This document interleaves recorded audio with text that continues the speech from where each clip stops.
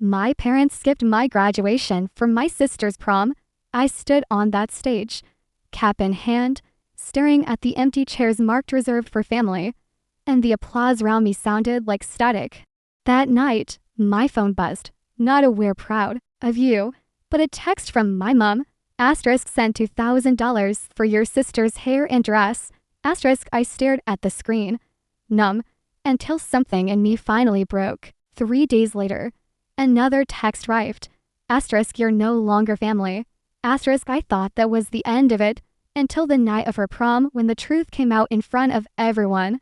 When I was little, my mom used to say, a good daughter makes life easier for everyone. I didn't realize back then that she meant everyone but me. In our house, love was earned through favors, silence, and keeping the peace. My mother, Valerie, lived for appearances. Every family photo was staged, every caption rehearsed. Asterisk hashtag hearts, hashtag grateful, hashtag close, hashtag blessed, asterisk she'd write online.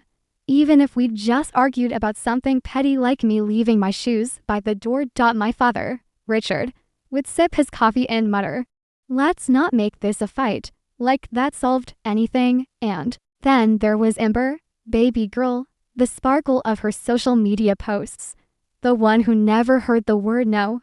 If she wanted a designer bag, Mom called it a reward. If I asked for new textbooks, it was a waste. I was the practical one, the helper, the person who kept everything running quietly in the background. I remember being 12, sitting at the kitchen table doing homework while Amber got a birthday party with a rented bounce house and AC. Andy buffet. When I turned 12 3 years earlier, we'd gone to Pizza Palace. Just us, no friends. Mom said it was more intimate that way. I didn't know the word scapegoat yet. I just knew that when something went wrong, my name got called first. When the basement flooded, it was because I'd left the window open. I hadn't. When Amber failed her math test, it was because I didn't help her study enough. She never asked. When Mom's book club friends didn't show up 1 week, it was because I'd been moody the last time they visited. I'd been upstairs the entire time. I learned early that defending myself only made things worse, so I stopped trying. When I turned 17, I worked part-time at a bakery to buy Amber a prom dress because Mom said, that's what good sisters do. I worked 30-hour weeks. Came home smelling like yeast and vanilla extract. Flour dusted into my hair like premature gray. The day Amber twirled in front of the mirror in that pale pink gown, they both cried. I just stood there, covered in flour, pretending I wasn't invisible. Mom hugged her, whispered, you look like a princess. I waited for her to turn, to say thank you, to acknowledge that I'd worked myself to exhaustion for this moment. She posted 17 photos on Facebook that night. I wasn't in any of them. Years later, not much had changed. My master's degree in organizational psychology was supposed to be my way out. Proof that hard work meant something. Proof that I was more than the background hum of someone else's highlight reel. I studied while working 2 jobs. I wrote my thesis on workplace dynamics and favoritism, which felt like research and therapy rolled into one. I graduated summa cum laude. Top of my class. My advisor, Dr. Whitman, shook my hand at the department ceremony and said, you're going to do extraordinary things, Olivia. I wanted to believe her. The morning of my graduation, I woke up at 5 a.m. in my Denver apartment. The sun wasn't up yet. The city was still gray and quiet. I made coffee, burned toast, tried to eat, but couldn't. I texted my mom. Asterisk ceremony starts at 2. I reserved seats in section B, row 4. Can't wait to see you. Asterisk she replied 3 hours later. Asterisk we'll try to make it. Asterisk try. Asterisk that word should have told me everything, but I convinced myself it meant they were coming. That try was just her being cautious, that she wouldn't actually miss this. I put on my gown in front of the bathroom mirror, adjusted the cap 3 times, took a photo and sent it to Meyer. She responded instantly. Asterisk you look amazing, so proud of you, see you there. Asterisk at least someone would be in the audience. The campus was buzzing when I arrived. Families everywhere. Fathers in suits. Mothers in sundresses. Younger siblings bored and wired on excitement. Balloons, flowers, cameras. I walked past them all, alone, gown swishing against my ankles. I checked my phone. No new messages. I called my mom. It rang 4 times, then voicemail, her voice.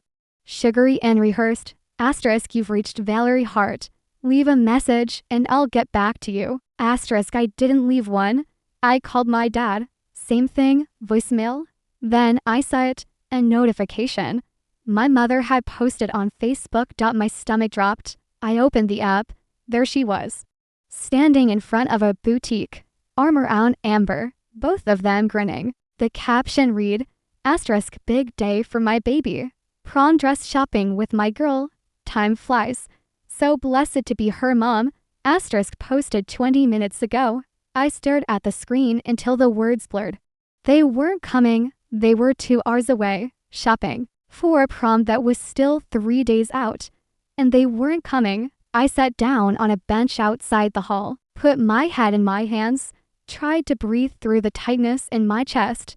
Liv, I looked up. Maya stood there, holding a bouquet of sunflowers.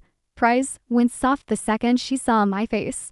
They're not coming, are they? I shook my head. She sat beside me, didn't say anything, just put her arm around my shoulders and let me sit there, silent, while the world buzzed around us. You're going to walk across that stage, she said quietly. And I'm going to scream so loud they'll hear me in the next county. I laughed. It came out wet and broken. But it was something. Come on, she said. Let's go. Inside, the ceremony hall was massive. Vaulted ceilings, rows and rows of seats. A stage drape in the university colors. I found my spot in the lineup. Checked my phone one last time. Still nothing. The music started. Pomp and Circumstance. That song that's supposed to feel triumphant, but just made my chest ache. We walked in. Single file, caps bobbing. I scanned the crowd as I passed. Section B, row 4, 2 empty seats. Reserve signs still taped to the backs. I looked away. The dean spoke. I didn't hear a word. A student gave a speech about new beginnings and limitless futures. I stared at my hands. Then, my name was called. Olivia Marie Hart, Master of Arts in Organizational Psychology, summa cum laude. I stood, walked across the stage, shook hands, accepted the diploma folder. The applause around me was polite, distant. I looked out at the audience one more time. Meyer was on her feet, clapping and cheering, tears streaming down her face. And the 2 reserved seats were still empty. I smiled. For the camera, it didn't reach my eyes. Part 3. The esque after the ceremony. I walked back to my apartment in Denver. It wasn't much, just a studio with secondhand furniture and a view of the parking lot. But it was mine. I hung the gown on the chair, set the diploma in the counter, stared at my phone. And waited.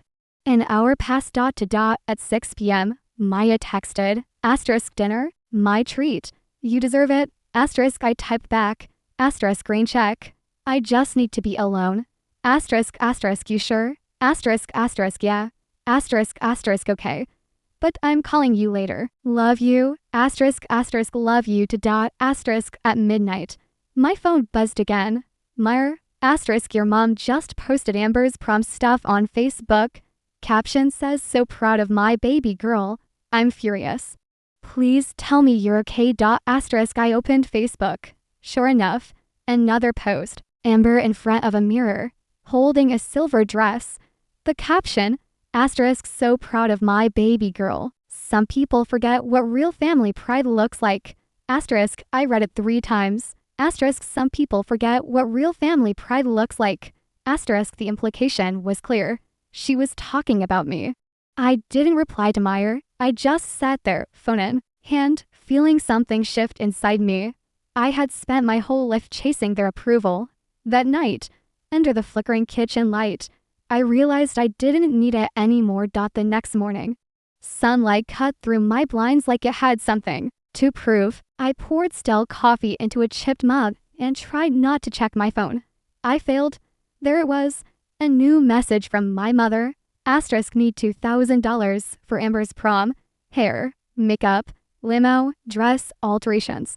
Send by end of day. Asterisk no good morning. No how was your graduation? Just a demand. I read it 3 times, blinking like maybe I was imagining it. My fingers hovered over the keyboard. I typed, asterisk you missed my graduation. Asterisk her reply came fast. Asterisk don't make this about you. Family helps family. Asterisk I laughed. Quiet, bitter, asterisk family. Helps family. Asterisk that was her favorite line. Translation, you sacrifice. We benefit. I looked around my apartment. The unwashed dishes. The notes from my thesis still scattered on the counter. The silence that somehow felt louder than any argument we'd ever had. I'd worked jobs through grad school. Skipped vacations. Skipped sleep.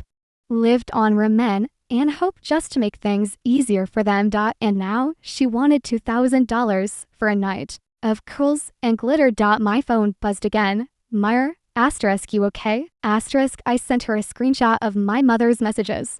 She called immediately. Liv, please tell me that's not real. It's real. She didn't even. Maya's voice cracked. God. She didn't even congratulate you. Nope. And now she wants $2,000. Yep. For a prom, for Amber's prom. There was a long silence on the other end. Liv, Meyer said slowly, don't send her anything. Not a dime. I wasn't planning to. Good. Because if you do, I'm driving over there and staging an intervention. I smiled despite myself. Noted.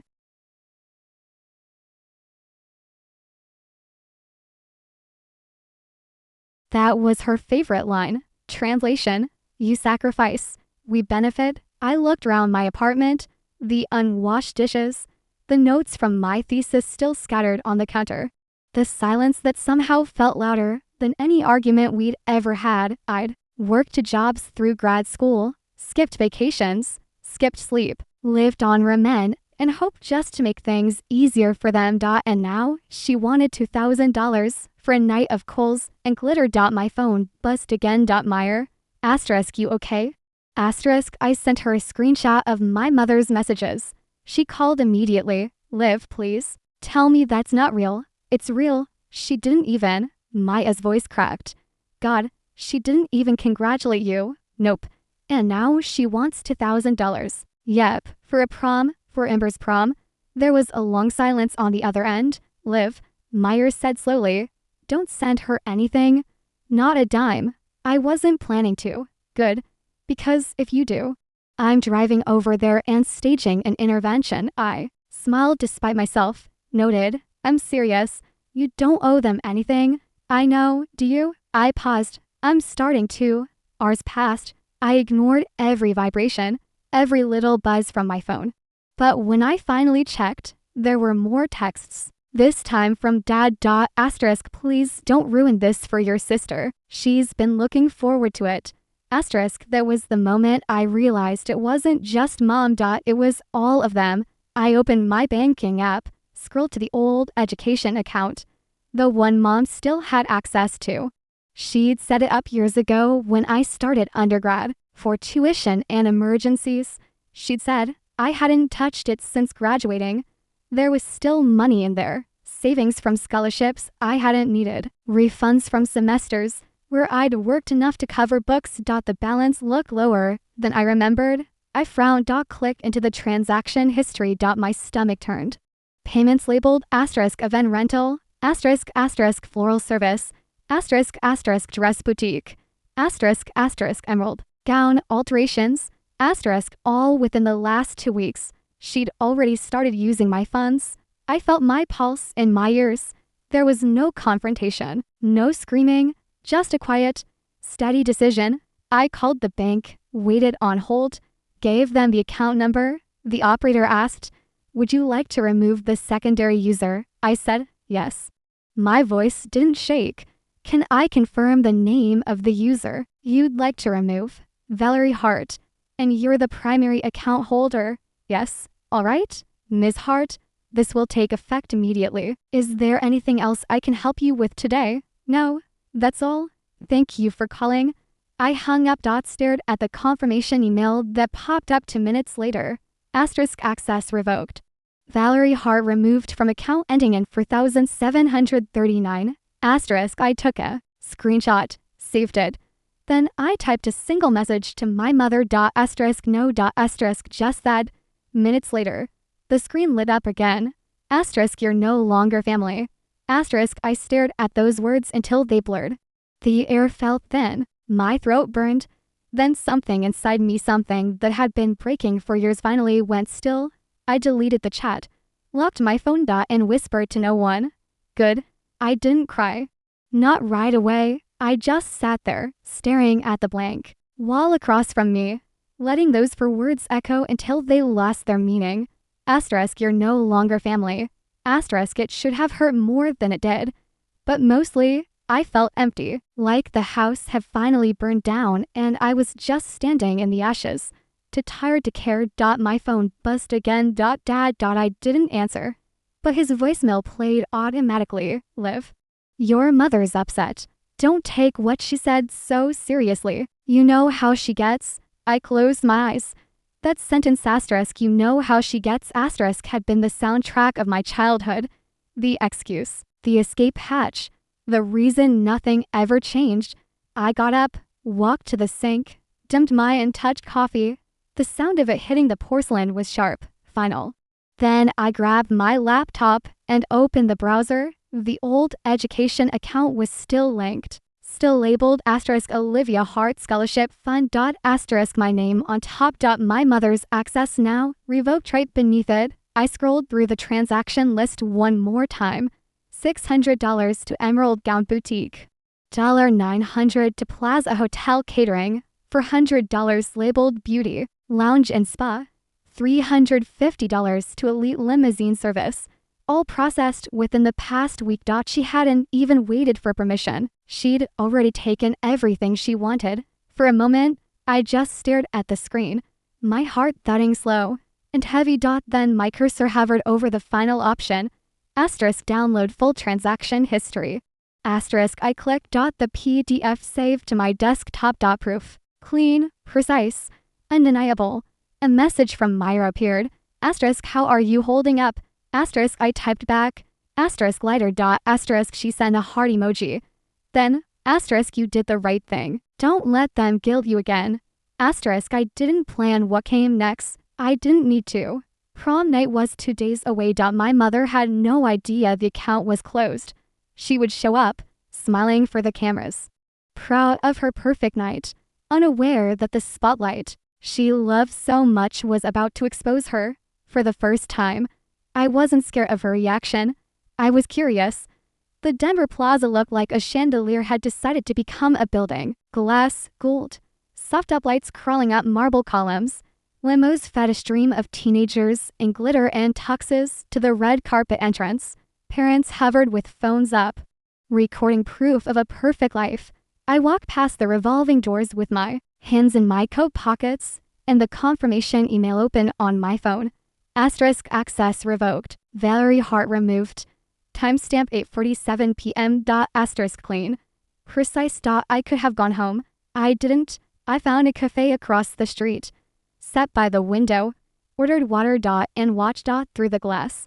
The ballroom filled like a snow globe. Music, laughter, curated joy. Amber stepped out of a white SUV in a silver gown that caught every light like a mirror. She flicked her hair, posed for pictures. My mother hovered beside her in a fitted navy dress, shoulders back, that fixed social smile glued in place. She waved to someone, adjusted Amber's necklace, angled her so the lobby chandelier framed them just right.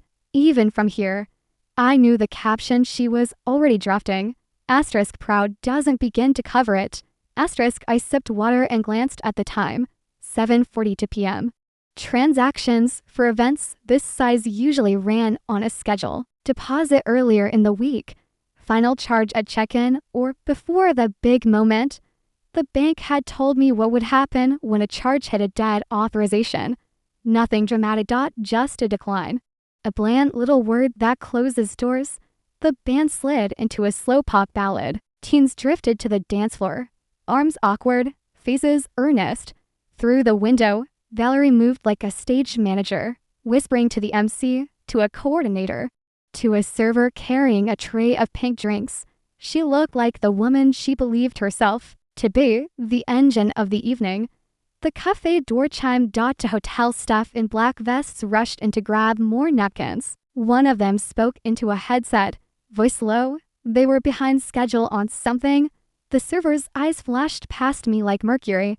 Then they disappeared back into the lobby. I opened my email again. Read the line I'd already memorized. Asterisk cancellation. Effective immediately. Asterisk it wasn't anger that warmed me. It was the neatness of a boundary finally held. I paid for the water. And walked across the street. The lobby smelled like gardenias and new carpet. A bored security guard lifted a hand. I lifted mine back. Like any other stranger cutting through to the restrooms, I didn't need to be anywhere. I just needed to be near enough to hear when the first crack formed. The ballroom doors were propped open. I stood in the shadow of a palm arrangement just outside the light. Colored lights swung across a wool of white drape. The MC spray tan, tux, teeth boomed into the mic about memories you'll cherish for a lifetime. A coordinator clapped twice to cue something. A server sprinted to the tech table. A laptop screen glowed with an email client. The tech guy's finger hovered, tapped, hovered again, on stage. The MC lifted his hand. Before we move to our next dance, let's take a second to appreciate the people who made tonight possible. A polite cheer rolled through the room. And a special thank you to the Hart family for sponsoring tonight's. His smile faltered. He looked past the lights. The coordinator put a phone in his hand, whispering too fast, the words catching on each other. He nodded, still smiling to the crowd. Then nodded again. Not smiling, actually, he said, the mic catching on a breath. I need just a moment. The band slid into silence like it had been trained for this. Conversations thinned to a hush. The room belonged to quiet now. A manager in a black suit stepped onto the side of the stage. He had the look of someone who only comes up here in case of fire. He took the mic from the MC, swallowed once, chose formal. Good evening, he said. I'm sorry to interrupt. We're experiencing an issue with the event payment. The word asterisk payment asterisk landed like a plate hitting to leaf kept going. Professional to the bone.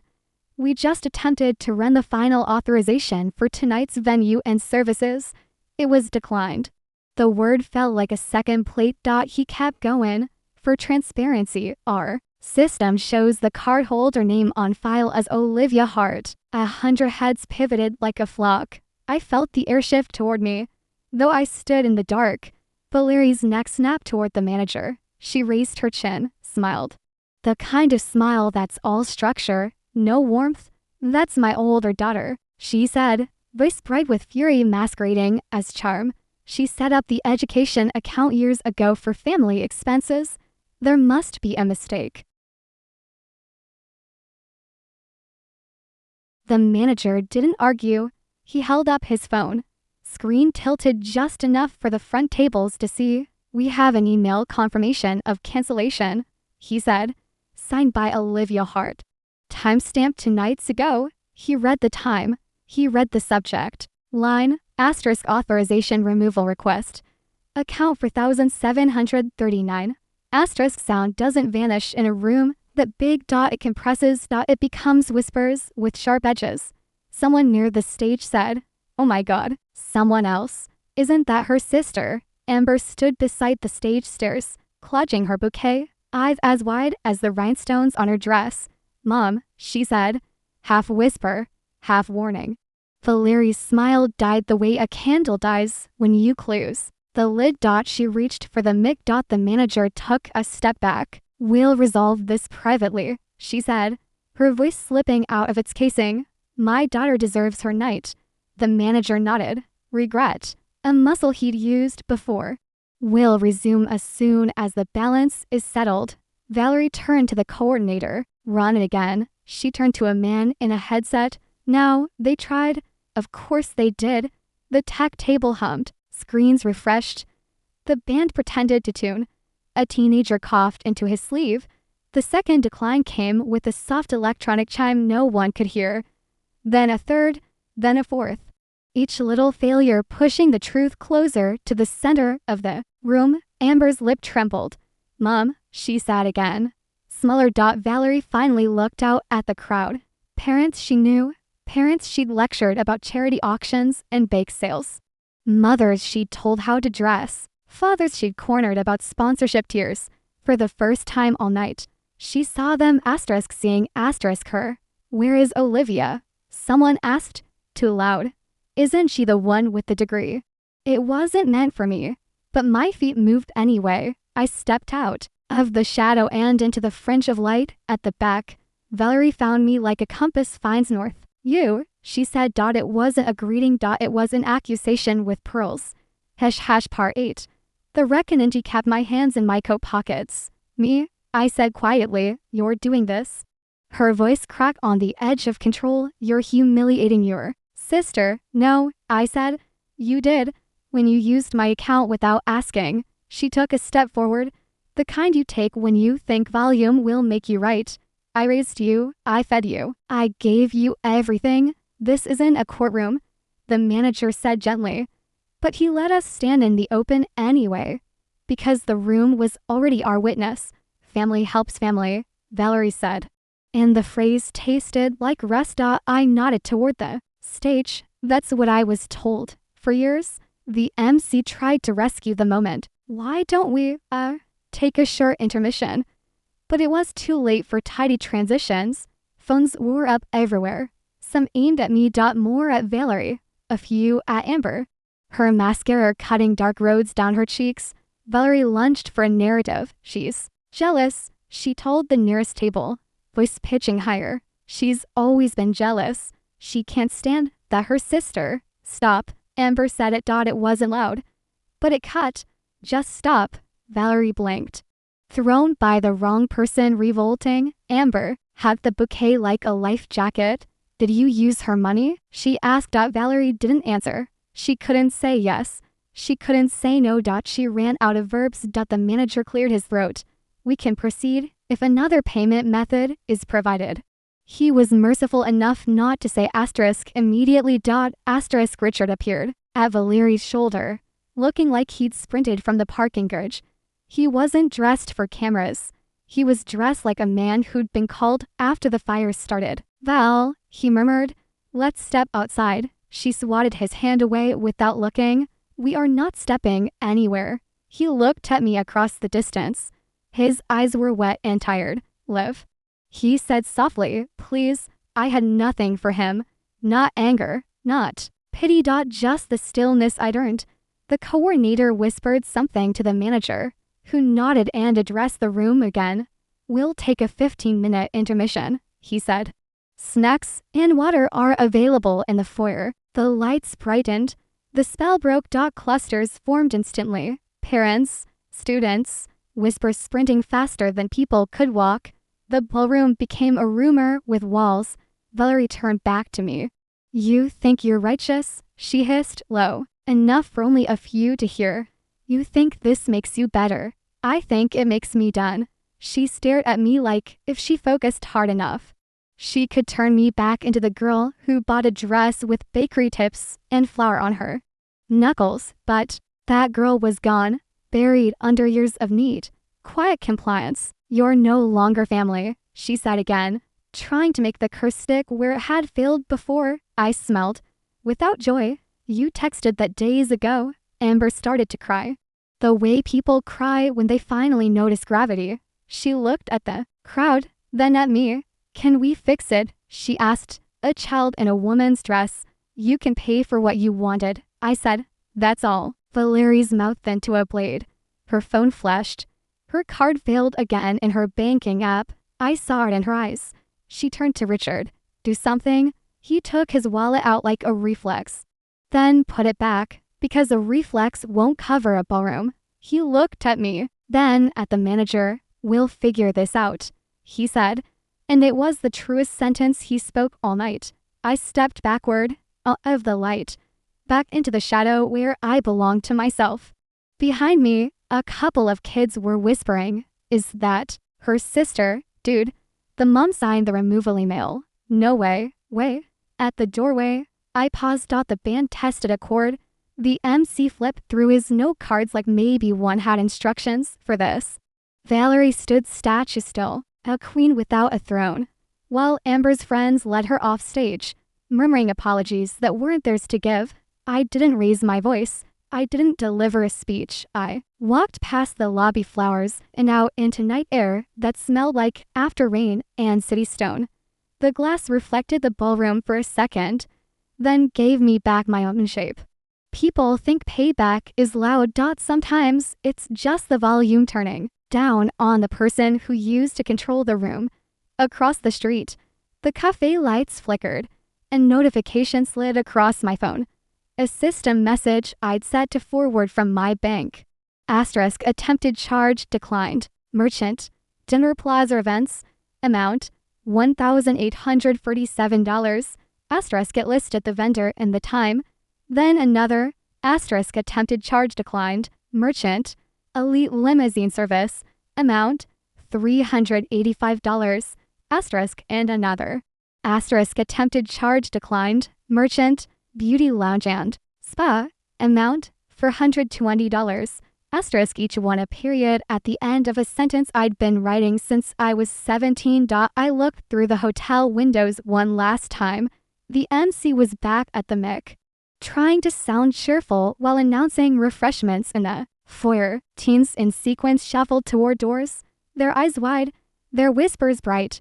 Valerie stood near the stage, phone pressed to her ear, back rigid. Richard stood a few feet away, hands in his pockets, looking at the floor. And Amber sat on the edge of the stage, alone, mascara streaked, bouquet wilting in her lap. I didn't need a finale. I'd gotten what I came for, the truth, on a stage my mother had built for herself. I turned and walked toward the parking garage. The city hummed around me. Cars, voices, the low buzz of a Saturday night in motion. I felt light. Not happy, not sad. Just like. By the time I got home, my phone had 17 missed calls, 3 from my dad. 9 from my mom, 5 from a number I didn't recognize, probably the hotel. I turned off my phone, made tea, sat on my couch in the dark, and for the first time in years, I felt like I could breathe. By morning, the story had already spread. Someone had filmed the entire scene at the Denver Plaza. The declined payments, the argument, even my mother's voice cracking over the microphone. It made its way to Facebook faster than she could delete her old posts. Valerie's perfect world collapsed in high definition. The comments section was ruthless. Asterisk she skipped her daughter's graduation for a prom. Asterisk asterisk. And then asked for $2,000. The audacity. Asterisk asterisk I know this family. Always posting about how close they are. Guess we know the truth now. Asterisk asterisk team Olivia all the way. Asterisk someone tagged her in the video. Then someone else. By noon, she deleted her entire Facebook account.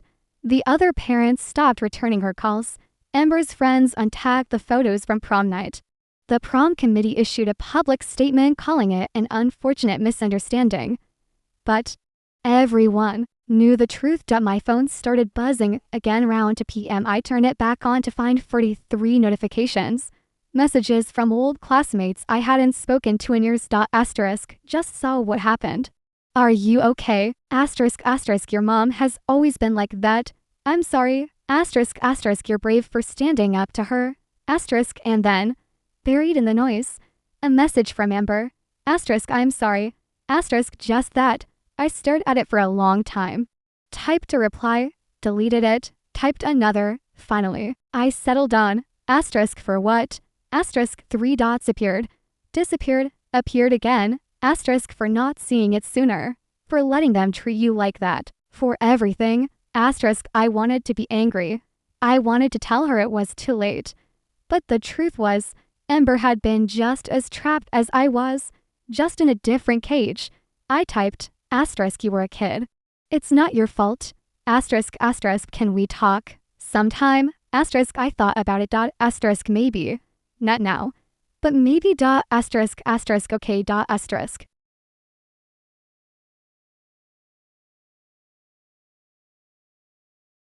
Apologies after exposure weren't redemption. They were survival. A week later, I moved into a small apartment in Seattle for my new job at a consulting firm. The offer had come 2 months before graduation. I'd accepted on the spot. I didn't tell my parents. I just packed my life into boxes, loaded a U-Haul, and drove north. Maya helped me unpack. New city, new life, she said, tearing open a box labeled *kitchen*. You're free. I know, do you? I paused, holding a mug in one hand. I'm starting to. She smiled, hugged me, whispered, I'm proud of you. I believed her. The apartment was small but bright. Hardwood floors. Big windows. A view of the Space Needle. If I leaned far enough out the bedroom window, the air smelled like rain and coffee. Not resentment. I unpacked slowly, one box at a time, until I reached the frame that held my diploma. The ribbon from graduation was still tucked behind the glass. I hung it above my desk, next to the window. Sunlight hit the gold seal. Soft and warm. For a second, I imagined Mom seeing it, not through a lens or a filter, but the way it really was, quiet, earned, mine. An email notification ping. Dr. Whitman, my advisor. The subject line, thinking of you, I opened it. Olivier, I heard through the grapevine that you've moved to Seattle. Congratulations on the new position. I have no doubt you'll thrive. Remember, when people can't clap for you, it's because they're not meant to sit in your audience. Be well, Dr. W*. I smiled. For the first time, it didn't feel like loss. It felt like peace. I stood on my balcony the evening, watching the Seattle skyline fade into gold and gray. The city hummed quietly below. No applause, no judgment, just life moving forward. I took a deep breath, the kind that feels like starting over, and whispered, silence is in surrender. It's peace. My phone buzzed. Meyer, how's the new place? Me, perfect. Meyer, proud of you. You know that, right? Me, I do. And I meant it. That night, I made dinner in my new kitchen. Pasta. Nothing fancy, just something warm. I ate at the counter, looking out at the city lights. No one called. No one texted. No one demanded anything. And for the first time in my life, I didn't feel guilty about it. I opened my laptop, started a document, and began to write. Not for them, for me. 6 months later, I got a letter, not an email, a real letter, handwritten, postmarked from Denver. I almost threw it away. But curiosity won. I opened it. Dear Liv, I know I don't deserve a reply. I know I hurt you. I know I failed you as a mother. I've spent the last 6 months in therapy, trying to understand why I did the things I did, why I prioritized appearances over you, why I let you carry the weight of this family alone. I don't have good answers yet, but I'm trying. Amber's doing better. She's in college now. She talks about you sometimes, asks if I've heard from you. I tell her the truth, that I haven't, that I don't deserve to die. Your father misses you. So do I. I'm not asking for forgiveness. I just wanted you to know that I see it now. What I did, what I didn't do, and I'm sorry. Mom, I read it twice. Then I folded it, put it in a drawer, and went back to my life. Maybe one day I'd reply. Maybe I wouldn't. But for now, I was okay with the silence, because silence wasn't surrender. It was peace. If you've ever been the one left out, the forgotten, the overlooked, remember this: walking away doesn't mean you lost. It means you finally chose yourself. Share your story in the comments and hit subscribe so you don't miss the next one, because your story matters, even if they never saw it.